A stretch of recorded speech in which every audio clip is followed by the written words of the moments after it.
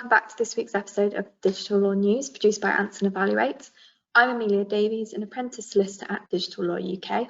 I'm joined by my colleague Peter Wright, and we're just going to run through some of the news stories that have been coming up this week. I'll pass over to Peter to introduce himself, and then we'll get started.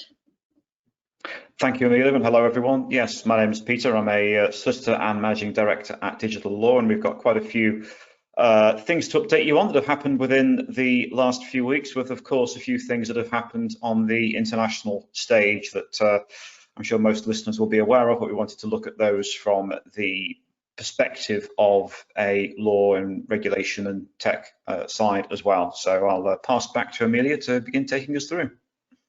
Thanks, Peter. So our first story today is coming from The Guardian, and this article is looking at how employees should be reporting suspicious emails.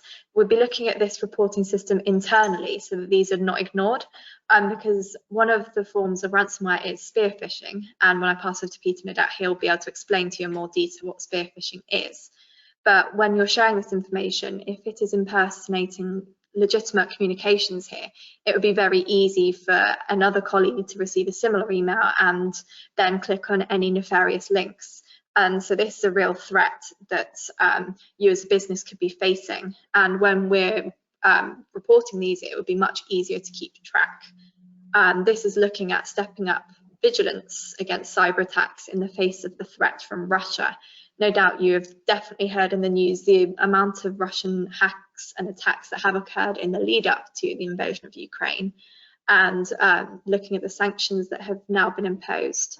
This is heightening the fact that there may be more future attacks. So I'll pass over to Peter to take us through first kind of what spear phishing is, and then into further of the story.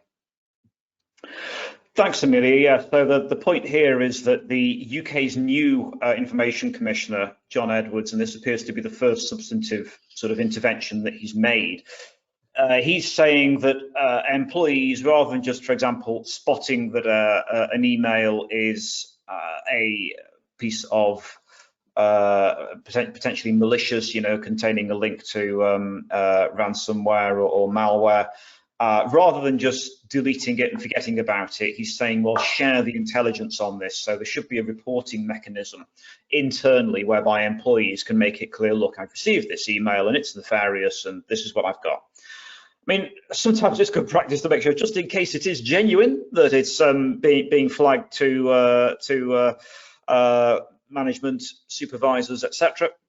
It's also important, though, that if there is something targeted taking place here, so say, for example, a specific piece of phishing, spear phishing, targeted at a specific individual or a specific organization. So, if you're in a particular organization and they're impersonating a key supplier or a key customer, you would want to share the fact that work, you've received a highly tailored specific threat like that. You would want to share with your colleagues the fact that something like that has been received, and certainly share it with IT or whoever is handling the cyber defense of the organization to say, look, we've got this clear, specific, identifiable threat to our organization. This isn't a generic piece of ransomware. It's something that's been specifically targeted at our firm, intending to compromise us. You want to share that intelligence and have a clear mechanism whereby that can be done. So that's the first thing that he's trying to get across here. And then also, Mr. Edwards is making the point that there is a higher traffic, a higher prevalence of cyber incidents that are being tracked. So the ICO themselves here are saying that between July and December alone, so only over a 6-month period, they tracked 1,345 cybersecurity incidents during the last year in 2021, and that's 6 months, and that represented an increase of 20% on the same period in 2019. So there's a higher volume. And I think we also have to be cognizant of the impact of what's happening in the Ukraine, and the fact that as well it was a known fact that there was a higher prevalence of cyber incidents as a result of tensions between Russia and Ukraine for years before the invasion that happened this year. So even in 2017, you had the NotPetya ransomware attack, which originated from eastern Ukraine in the disputed provinces there, and that ended up taking down numerous systems around the world as it spread through different networks. And that was back in 2017. So you can imagine that now that hostilities have exploded in the real world in a quite horrific manner, that now there are hackers for both Ukraine and Russia who are lobbing virtual incendiaries at each other, as well as it happening in the real world. And that means that other organizations, countries get caught in the crossfire as they send increasingly aggressive cyber attacks at each other. Inevitably, that has the potential to bleed into what's happening in other countries' systems as well. So we have to be cognizant and aware and resilient to that threat as well. I think that's one of the things that the new Information Commissioner, John Edwards, who's taken over from Elizabeth Denham. So John Edwards has just started his term. He's very experienced in this. He was the Information Commissioner for New Zealand, and now he's doing the same for the UK. So this is his first significant intervention on this subject, and I'm sure it'll be the first of many. Thanks, Peter. Going back to kind of the reporting of suspicious emails, I think it's also good to mention here the fact that we ourselves received some suspicious emailing from a contact of ours actually only this week, and it was brought up in our team meeting, and it turns out it was not just myself but also another colleague who received a very similar email in relation to a contact that we had emailed, and as a result we were able to clearly see that the email had been hacked and it went no further. However, this just literally flags up in real life. This stuff does happen, although it wasn't a targeted spear phishing attack. This was a contact we all know, and his email had been hacked, and it appeared that he was replying to an email that I'd previously sent him. That's a very good point, actually, Amelia. Yes, and in that instance, that's a third-party contact that our firm had been working with last year.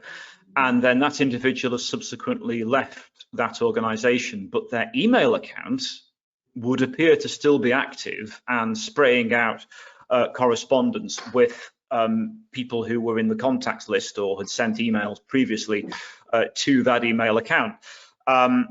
And that highlights the fact that good practice in that instance is that when an individual leaves an organisation, the inbox should be closed and archived and shouldn't be capable of receiving incoming mail or capable of sending outgoing mail, and anything coming in should then be automatically redirected to another individual within the organisation. So in this instance, I mean, we have contacted this organisation now several times to say, look, we know that this employee has left. However, their email account is still spraying out these emails, and it looks like they've been hacked and compromised, but it seems at first instance that this particular organisation simply doesn't care, which is not particularly good practice, because it means that all of the people this individual is in contact with could be potentially on the receiving end of malicious emails, and potentially could have their systems compromised as a result of a cyber attack as a result. But this is just it. You have to take this stuff seriously. You shouldn't really ignore it, which is what this organisation seems to have done. So suffice to say, we won't be having anything to do with them in future. Thanks, Peter. So moving on to our next story, which is again with the focus on the world stage. The Ukrainian government has singled out individual tech firms to ask them to ban services in Russia. And the list of tech firms refusing to do business or sell products there is growing by the day. No doubt you'll have heard about the sanctions that have been put on Russia from across the globe. And this is nothing new here, but the Ukrainians tech-savvy leaders are now calling for something slightly bigger, which is for Russia to be completely unplugged from the global internet. So from the Internet Corporation of Assigned Names and Numbers, also known as the ICANN, they are in charge of internet governance. They have pretty much answered no when they were asked to revoke Russia's domains such as .ru, along with the nation's secure socket layers, which is SSL certificates. They have responded with no, because within their tagline, they have got a mission to maintain neutrality and act in support of the global internet. And they're effectively kind of taking a neutral stance here. And another group, the Digital Privacy Group Electronic Frontier Foundation, they also were approached, and they support this statement because they believe removing the internet from Russia could cause dangerous and long-lasting consequences, because this would involve obviously depriving people of the most powerful tool for sharing information and receiving information, as well as potentially compromising security and privacy. I'll pass over to Peter to continue with this. Thank you, Amelia. This is a really interesting and important story, and I think it also brings up some of the ethical issues that I think, only a couple of weeks ago people would have scoffed if you thought you'd be having to consider them. But here we are, actually considering the unplugging of a G20 economy from the global internet, which would have been unthinkable, I think, at the turn of the year. Because let's not forget that the internet is a creature of the last 50 years, and I don't think anyone ever envisaged that we'd be returning to a world of mass invasions, aggressive invasions of this type that would be greeting such a widespread international condemnation. Nonetheless, that's what's happening, and therefore people are saying, well, look, we're sanctioning Russia in various different ways. Surely we should therefore be unplugging them from the global internet. And you can see why, given the fact that Russian banks are being excluded from SWIFT payments internationally, given that various corporations are pulling out, or closing their offices, closing their businesses, and pulling out of Russia. And in most of all, for example, Apple have closed and withdrawn their services. So if you want to use Apple Pay in Russia to pay for your Moscow metro ticket, you can't do that anymore. This has meant that, well, surely a number of people said, look, why shouldn't we therefore disconnect Russia as a whole? But the point here is that the internet is supposed to be one network for the whole world. The risk is that if you unplug Russia and about 140 million people from the network, you run the risk of then Russia could turn around and set up its own network, or in particular in alliance with some of the world's other countries, naming no names. You could end up with a second separate block and a second different internet. So there would no longer be a global internet, there would be separate competing blocks. And the whole point is that the internet was supposed to be this one global network where everyone could work, communicate, share information, etc. So that's what they're seeking to preserve by not taking direct action of that type against Russia. And this, as I say, raises interesting ethical questions. I mean, given the escalation in hostilities and the increasingly aggressive tactics that we're seeing in Ukraine, it almost makes you wonder, well, is this actually a sanction that would be better off in the locker? And if there is, say, a resort to weapons of mass destruction, for example, in Ukraine, would that then be the point at which you say, well, these principles are great, but we'd like to have to actually now consider pulling the plug? Or is ICANN saying, no, even if in the event of weapons of mass destruction or even greater escalation, they would still maintain this position? And it looks at the moment as though that's exactly what they would seek to do, but we'll have to see if that position holds ultimately. So there's also another question here, which is there's been such a widespread withdrawal of services to Russia that there's been certainly a flight of individuals from Russia. There are apparently big queues of people trying to drive into Finland, an awful lot of people, Russians, seeking to leave. Particularly when there was a rumor last week that martial law was going to be declared in Russia, and therefore people were thinking, well, we've lost our ability to use Apple Pay, we've lost our ability to share finances in the way we wanted to, we're being sanctioned, this isn't going to get better for a period of many, many years. Therefore, in the face of the loss of hope, we will go somewhere else. But the risk here as well is that if you make conditions in Russia so terrible, there will not be anything left to pick up the pieces if and when the regime that's currently ruling Russia may fall or change. And I think it's going to be in everyone's interest that long term there are going to be the people in Russia who could pick up the pieces should the current regime fall, and that everyone hasn't simply left and turned out the light on their way. So there is that argument as well. If you're going to have a functioning opposition of some sort in Russia, they're going to need access to the internet. Cut everything off, and you stop the ability for that to happen. Not only that, Peter, I think it should be also considered here that there are innocent people in Russia, as we've seen from the sheer amount of protests that have been there and the amount of people that have been arrested, that will want to be able to receive information from the likes of the BBC. Without the internet there, they would not be able to receive this information. And no doubt you've obviously heard in the past about the misinformation that's been spread throughout Russia, and potentially taking away the internet would therefore take away the access to the outside world that may contain differing opinions from the information that has been spread by the government. That's absolutely right, Amelia, and indeed without the internet you're just then left with the state-sponsored TV networks, which appear to be producing content that has some variance with reality on the ground. You want there to be the channels of information available there to those who can access it in Russia, so they can see what indeed is actually happening. At the moment that appears to be happening. There's been demonstrations in cities across Russia, across Europe and into Asia, and that is only happening because clearly individuals can look and see the horror of what is happening and want to express that they do not support what is happening there, even though it is being carried out in their name, and even though they face many years in prison just for demonstrating and stating their view against the invasion, which is what it is. Precisely, that's why I believe potentially the stance that has been taken on not removing the internet so far has been taken purely because of the innocent people that are still in Russia, and they are needing this kind of contact with the outside world. Indeed. So kind of sticking with the idea of sanctions, cryptocurrency trading platform Coinbase has blocked 25,000 wallet addresses related to Russia. The platform said that these addresses were related to Russian individuals or entities it believes have engaged in illicit activity.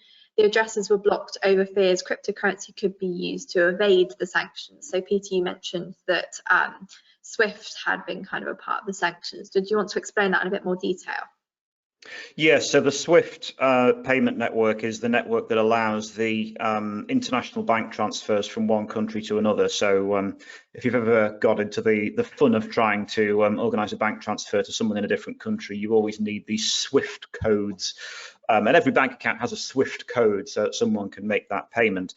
However, in this instance, after a lot of international pressure, eventually some Russian banks were delisted from the SWIFT payments network, with massive consequences for the Russian economy. I mean, you know, we are looking here at a G20 economy that is rapidly being pushed from being a G20 economy to being something much more outside of the global network, more like Iran or North Korea, and that's happening incredibly rapidly, and I think far more rapidly than was originally envisaged by the leadership in Russia. Indeed, Russia had built up 650 billion in foreign currency reserves to try and assist them in the event that they faced international sanctions. However, because of the fact they've been cut out of SWIFT and because of the nature of the other international sanctions that have been imposed, Russia can now not access that massive war chest of foreign currency. Because that has happened, it's not surprising, therefore, that individuals have sought to therefore put their money in assets that have been perceived as potentially at least maintaining value or allowing them to then continue to make international currency transfers. So it's no surprise to see that people have initially started to move their money into cryptocurrency. So many people located in Russia have sought to do that. In this instance, Coinbase has blocked 25,000 wallet addresses related to Russia. But it's worth noting as well that certain platforms, indeed Binance initially was saying that it would not block Russia from its network. It was going to allow those payments to continue. And their argument was quite similar to ICANN's that we referenced in the previous story, arguing that everyone should have access to their system, and they felt that the SWIFT exclusion was enough of a sanction, that they would continue to allow trading on their platform from those located in Russia. Though, again, this raises certain ethical considerations.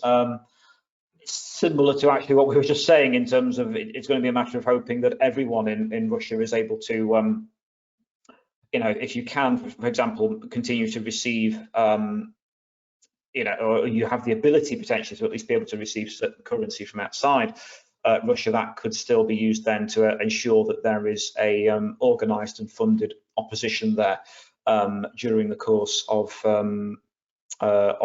this crisis and of this conflict. Thanks, Peter. And those were the kind of three main stories today that were focusing on the world stage.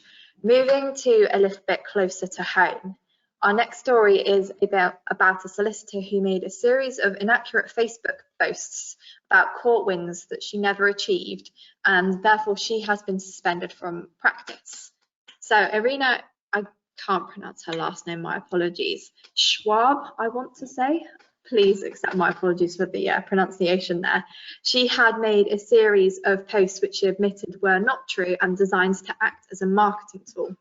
So the Solicitors Disciplinary Tribunal heard that for more than a year, Schwab posted inaccurate or misleading information suggesting she or her firm had successfully represented clients in court, to the point that one post even read, "Great results at Cambridge Magistrates Court, so pleased and proud to be able to represent our client, who eventually managed to prove her innocence." And so all of these sorts of posts were being used to from a marketing perspective here. So I'll pass over to Peter to kind of go through how we as solicitors kind of will approach this. Yeah, thanks, Amelia. This is a story that's more complex than it at first seems. The point here is that a solicitor, as a regulated individual, can't simply go around saying, "I've done this piece of work, I've done that piece of work, I had this result, wasn't it great?" And in the same way you couldn't stand there in a bar on a Friday evening making these claims, you can't make similar posts online saying, "We've handled this piece of work, we've helped this client, we've done this, we've done that," when in fact you've done no such thing. It's because individuals are entitled to rely on, when a solicitor makes an assertion like that, they're entitled to think that a solicitor, given that as a solicitor you are an officer of the court, you're a solicitor of the Supreme Court of England and Wales, a individual is entitled to rely on that and think, "Oh, well, this individual must have the competence. They're saying that, for example, one post said, 'Great results at Cambridge Magistrates Court.' Another one talked about a double win at Watford Family Court." If that stuff didn't actually happen, it is in effect the solicitor lying about their expertise and what they've done. And it may at first glance seem very heavy-handed for this person to have had to go all the way through the Solicitors Disciplinary Tribunal and then be suspended from practice for having said this, but it goes down to the heart of those actual professional obligations, and these are something that is actually taught, when you are training to be a solicitor. This is the stuff that they're sort of showing you in terms of what the rules say, and you do have to be, as a regulated individual, incredibly careful about the things you say and the assertions you make, and social media has only made this worse. I haven't actually looked into this in detail. I'd be interested to see if the individual who was running this firm, Irina Schwab, was she trained and qualified before social media was a thing? And I was trained and qualified before social media was a thing. So there wasn't anything that said, "Do not make false posts on Facebook." But from the Guide to Professional Conduct, as it was when I was training, which was more years ago than I care to remember, you realise that there are things that will apply in the virtual world as well as online. And I'd be interested to know, is this individual someone who didn't appreciate that and was trained beforehand and hadn't appreciated that, in effect, this was a piece of marketing and that she was making untrue claims? Or have they trained and qualified since, i.e. within the last 10 years, and have they still proceeded to think you could say what you liked on social media and it wouldn't have any consequences? Either way, the takeaway from the story is, you shouldn't do it. And even if you're sat listening to this and thinking, well, I'm not a solicitor or an accountant, or I'm not anyone with professional responsibilities like this. Well, you know, even if you're a doctor and you say, oh, I just managed to save someone today who had some awful complaint, it's a kind of similar thing. You're talking about expertise that you might not otherwise have. And the other point is, I just don't think it's good practice anyway, from an ethical point of view, to go on social media and go, oh, I've done this and I've done that, when it might not be true. That might reduce the volume of stuff on social media, and wouldn't that be great for everyone? So I think I'll point out here, Peter, you mentioned that kind of when you're training as a solicitor that you are taught these things. I am an apprentice solicitor, and as part of my training, if you look at the solicitor competency outcomes, outcome A is ethics, professionalism and judgment. So within this, there's kind of sub outcomes, and one of the first outcomes is act with honesty and integrity. So here you can definitely see that this solicitor has not acted with honesty, since she is clearly lying of the facts of her success. And these judgments and these outcomes, they do actually apply not just to when you're working professionally, but in kind of your day-to-day living. And you can certainly see here that when you are taught these as a trainee solicitor, that they do follow you through life. And this is applicable to any solicitor, whether you're just qualifying, whether you've been in the business for 20 years or more. All of these kind of outcomes, they are relative to your daily life, and it's just kind of come back to kind of bite the solicitor here in her kind of professional judgment. Indeed, and it's no excuse to say, oh, well, you know, the day one outcomes for a solicitor, oh, well, they've been introduced since I qualified. Well, tough, you still need to be aware of them. The SRA have publicised them enough, and you should be fully aware of them. And furthermore, though, ultimately the principles are the same as, in effect, as the ones if you were qualified, you know, 15, 20, 25 years ago. The whole point is that you're supposed to maintain certain standards of probity in what is a public-facing role. Yeah, there's no excuse really, as you quite rightly say, Amelia. Thanks, Peter. So moving on to our final story of today. This is looking at the online safety bill. So social media sites and search engines could soon have to stop paid-for scam adverts appearing by law. So the updated proposal is part of the online safety bill, which is a piece of landmark legislation trying to determine how sites deal with harmful content. So campaign groups say being a scam victim can cause both financial and emotional devastation. And I mean, if you have seen the Tinder swindler, which is effectively one very long scam, the devastation there is immeasurable.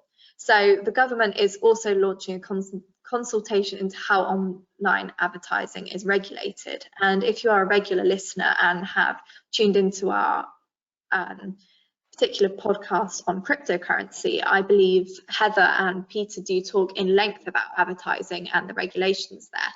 So under a new duty being added to the bill, platforms will be required to put in place processes to block ads appearing online and remove them if they slip through the nets. So the idea here is to better protect people from scams where criminals impersonate celebrities or companies try to steal personal data or peddle unsafe financial investments, such as potential cryptocurrency, NFTs, or break into bank accounts. So I'll pass over to Peter to continue with this. Thanks, Amelia. I mean, this is part of, I think, a gradual move whereby over the last 10, 15 years, online platforms have generally followed the basis that, look, we are merely the vehicle that allows organizations to advertise or to publish. So we are not responsible for the content. We're merely providing the vehicle. And if someone else puts up something that's nasty, untrue, libelous, defamatory, or whatever, that's not our problem. You have to go to the individual. So in this instance, they're saying, oh, even if something's fraudulent, we merely provided the platform for it. It's not our fault. And increasingly, when there are increasingly complex frauds that are being undertaken, and the fact that that could be facilitated through spurious advertising is something that the UK government in this instance is wanting to turn around and say, well, actually, look, no, in the online safety bill, we're saying that platforms should be responsible for carrying out checks to ensure that the advertising they're carrying and making money from is not actually clearly criminally fraudulent. And obviously that will require a greater degree of scrutiny by the platforms in order to do that, but it would at least shield the public from the increasingly aggressive scams that are out there. Don't forget as well that this actually helps when it comes to some of the really sophisticated financial frauds that are out there. The Times newspaper did an investigation, I think it was last year now, and they looked at some of the financial frauds that are undertaken, whereby fraudsters might set up or try and impersonate a company that has a listing with the financial regulators in either the UK or in different countries. And the Times investigated, and they found that there was what was basically a boiler room calling people and saying, "Oh, would you make this investment?" And they were advertising online. And of course, when you see a big online advert, sometimes you mentally think, "Oh, that must be genuine." If you see the big advert, or you see, or you even hypothetically you hear a radio advert or a TV advert, it tends to carry a certain degree of legitimacy, and people will think, "Oh, well, I've seen that, and that tallies with what I saw there, so it must be good." And in this instance, these fraudsters would put up a veneer of legitimacy by having things like adverts out there. And then having profiles on social media, so that you could look, and the individual that you think you're speaking to has what looks like a true verifiable profile on, say, LinkedIn, so they look like a trader or an agent that is a legitimate individual. And then most of all, there would be a registration on a regulator's website suggesting, look, this individual is authorized to be selling these financial services, when in fact that company would have probably ceased trading, but the registration hadn't been taken off the regulator's website. So it's sort of impersonating and hiding in plain sight. And it's measures like this with the online safety bill that hopefully would close down the ability of those sorts of fraudsters to undertake their very aggressive tactics in targeting individuals. But the point here is that this is becoming such a risk, and I think a real drag on the economy in terms of the sheer volume of fraud that's being perpetrated and the huge sums of money that are being lost, very often by those who are sort of losing all of their savings, all of their retirement funds, in some instances thinking, oh, I'm actually investing in something legitimate here, before you then find out that no, the whole thing was a scam all along. And Amelia, you mentioned the Tinder swindler, and that's just it. That's just an example of, people in that instance looked and saw a well-populated Instagram profile and thought, oh, this individual's clearly genuine, and then they'd look and the company that he claimed to work with, oh, that's genuine, that appears to check out, and it's owned by an individual, the same family, and it all looks and appears perfectly genuine. When of course in reality there was no clear definable link between that individual, the Tinder swindler. He claimed that his father ran the company and then provided a Photoshop picture on Instagram showing him with the family that it turned out was totally false. It was Photoshop. But that would then give people the veneer of legitimacy. You look through the rest of the Instagram account and see him in posh hotels and casinos and chartered aircraft, and you think, oh, this is all perfectly genuine, when in fact it isn't. So that's just it. We need to close down the misinformation that's there online and hopefully stop the trade in misery and online fraud that is thriving all too easily at the moment. So while obviously this proposal is all well and good, it'd be interesting to see here what actually processes are then put in place to block ads, because this isn't just a work of a moment. With the sheer amount of volume of scam ads that will be put out there, who knows as to what degree you're going to be able to remove or block these ads. So I think this is definitely something that we're going to have to watch and see whether this is actually transferred into kind of the online safety bill that well. Indeed, because it is a bill at the moment, and what will actually find its way into the final act, or will it get watered down? Let's see.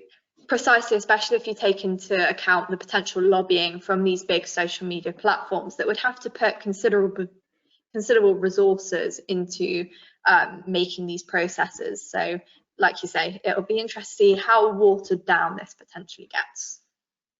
Yeah, indeed. So that was our last news story for today. A big thank you to Anson Evaluate for helping to produce this webinar, and we'll be back next week. Just a reminder that these episodes are available on our website, our YouTube channel, podcast channels as well, such as Spotify and Apple Music. Thank you for listening, and hopefully we'll see you again soon.